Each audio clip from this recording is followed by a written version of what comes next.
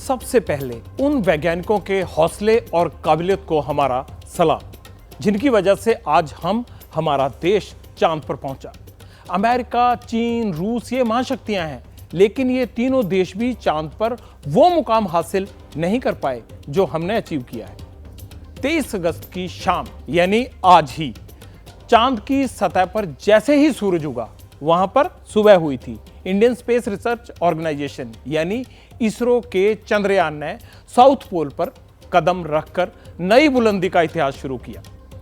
चंद्रयान 3 ने शाम 5:44 पर लैंडिंग प्रोसेस शुरू किया।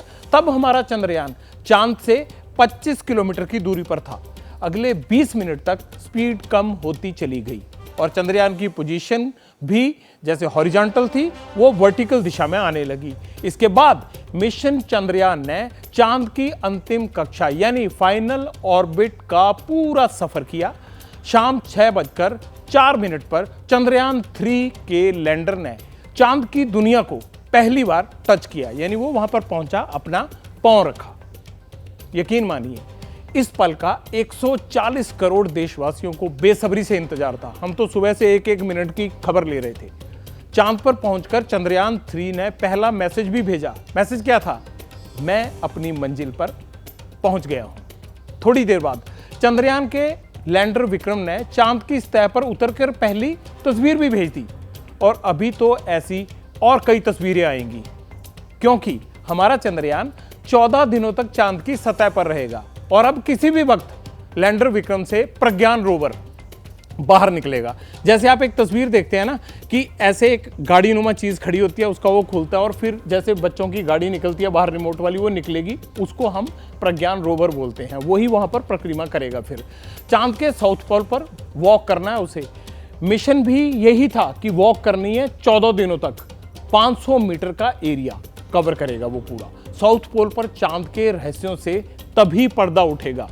आप सोच रहे होंगे कि 14 दिन वाली बात मैं क्यों कर रहा हूं, क्योंकि जैसे हमारे 24 घंटे होते हैं, दिन होता है, रात होते हैं, उनके 14-14 दिन का होता है चंद्रमा पर। यह भी एक नई जानकारी है। स्टूडियो में हमारे साथ 2 वैज्ञानिक मौजूद रहेंगे जो चंद्रमा पर बदलते इस पूरे घटनाक्रम को आसान शब्दों में जब मौका मिलेगा आपको समझाने की कोशिश करेंगे। वैज्ञानिक रिंटू नाथ जी रहेंगे हमारे साथ और अमिताभ पांडे जी रहेंगे। पहला सवाल चलिए यहीं से पूछ लेते हैं।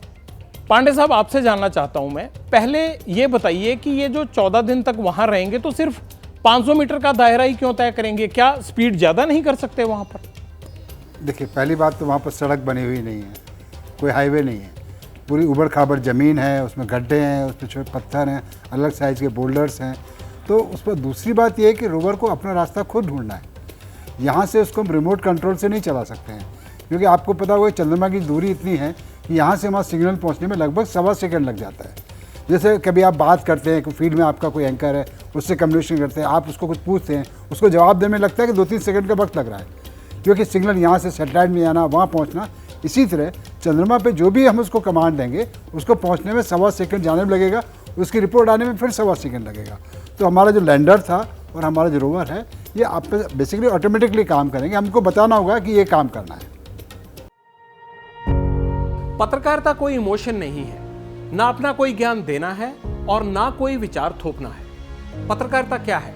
पत्रकारिता का मतलब है सही जानकारी इकट्ठा करना और तथ्य बताना। पत्रकारिता आज जितने महत्वपूर्ण दौर में है, शायद पहले नहीं थी। इस दौर से निकलने के लिए सिर्फ सच दिखाने की जरूरत है, वो सच जो आपके हित को आगे रखे। इसलिए अब रात 9 बजे प्राइम टाइम नहीं होगा, ये आपका टाइम है।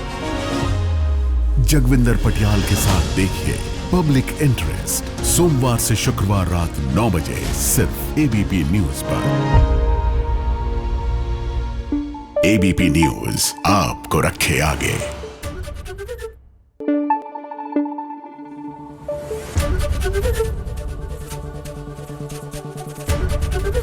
एबीपी न्यूज आपको रखे आगे।